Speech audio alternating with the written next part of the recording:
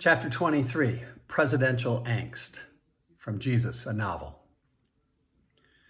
Judas was almost pinching himself as we were ushered into the Oval Office. I knew what he was thinking.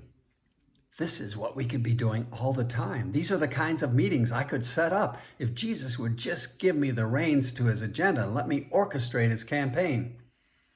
President Chatsworth motioned to the chairs that had been set up for his office, inviting us to sit.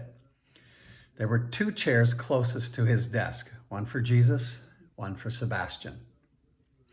The rest were aligned in even rows behind them. The seating chart gave the room the look of a chessboard, with all the black-robed game pieces on one side of the room and a random mix of t-shirted knights, rooks, and pawns on the other. The president had shaken each of our hands as we entered, warmly welcoming us to his home. When he sat, we all sat. He began. I don't have a lot of time this afternoon, but felt it was important to bring you two together and try to mediate a truce of sorts.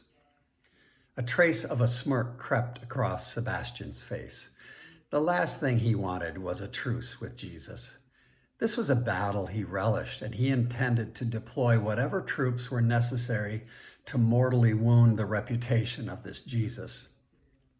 There's nothing I would welcome more, said Sebastian with all the counterfeit sincerity he could muster. Jesus said nothing.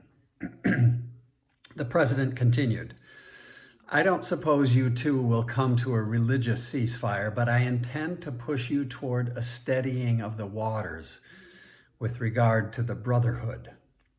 If there's one thing we do not need, it's a rebellion in the ranks and the rank and file of our most efficient and affordable workforce.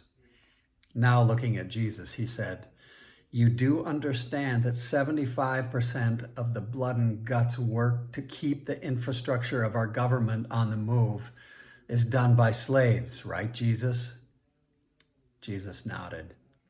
If we were to lose or minimize that workforce, who knows what might happen and what it would do to our economy, which is already on shaky ground. Sebastian chimed in. As much as we all wish the brotherhood of the yoke was unnecessary, we have all come to understand the practicality of this system, its necessity. Both men now looked to Jesus to respond. He looked as though he didn't want to say what he was about to say, but he did. It's interesting how you speak of the practicalities of slavery as if you are referring to a union of plumbers or carpenters.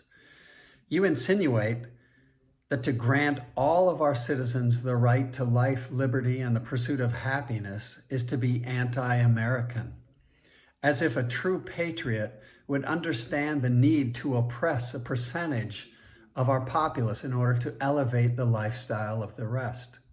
Surely, Mr. President, you don't think that slavery is the best and only answer to our problems? The president shifted in his chair, chuckled just a bit, then responded. It's funny how easy it is to be idealistic from your vantage point, Jesus, on the sidelines, a third-string armchair quarterback. I don't have that luxury. I don't mean to be exceedingly frank, but I'm in the big chair. I have to make the decisions that affect everyone. I don't have the leeway of lofty altruism that only works in theory. I speak and act for the common good of all, in reality. Out of nowhere, Bartholomew piped in. It is always himself that the coward abandons first. After this, all other betrayals come easy. Suddenly, the room crackled with tension. The presidential photographer snapped a couple shots of Bartholomew. All those in the office now turned back to the president to see how he would react. He simply said, and that from the fourth-string quarterback. Jesus now leaned in a bit on his chair, placed an elbow on the president's desk. I know you have a difficult job, Mr. President. I empathize with you. Believe it or not, I know exactly how you feel. I, too, am sitting in a big chair, responsible for not only this country, but all of humanity. However, I'm not here simply to raise the GDP, lower unemployment, or get the economy back on track. I have been sent to reconcile all of humanity back to my Father. I have been, oh God, said Sebastian. Here we go. No, please continue, Jesus, said the president. I would like to hear what you believe your mission to be. Sebastian jumped in. Do we have to? This will just be more delusional grandstanding by a crazy man with a God complex. Maybe, said the president, but let's give him a minute. Jesus, with the green light, proceeded. Would you allow me to tell a brief story? A brief one, said the president. Sebastian exhaled in disgust. Let's say that God was planning a party, a state dinner of sorts. He wanted to honor the leaders of the world with a grand celebration. He sent out an invitation embossed in gold overlay requesting their presence. He invited you, the Prime Minister of Great Britain, the Sultan of India, the Premier of Kazakhstan, the President of Russia, and every other head of state from every country in the world. He said he would send his transport vehicle to each of your doorsteps to shuttle you beyond the clouds. He and the staff of heaven busied themselves, preparing the grandest party in the history of time. Nothing was spared, no corners cut, exquisite food, the rarest of wines, delicacies from around the world and beyond. The Vienna Philharmonic was shuttled to heaven to play, along with soloists from Paris and New York. The tables were set, the flatware in place, the heavenly castle decorated beyond comprehension. On the morning of the party, the shuttles were dispersed to make their pickups. The first landed at the steps of the Taj Mahal. Please pass my apology along to God, said the Sultan. I accidentally double-booked myself today. I've got a massage scheduled for this evening. I regret that I won't be able to attend the party. The Russian president likewise said, unfortunately, my tailor needs me to be present for a fitting for a new suit tonight. I won't be able to make it. Although I would love to be at the grand event tonight, said the Prime Minister of Britain, the Queen has invited me over to play with the corgis tonight. I guess I'll have to miss the party. One after another, the guests canceled with a variety of inexcusable excuses.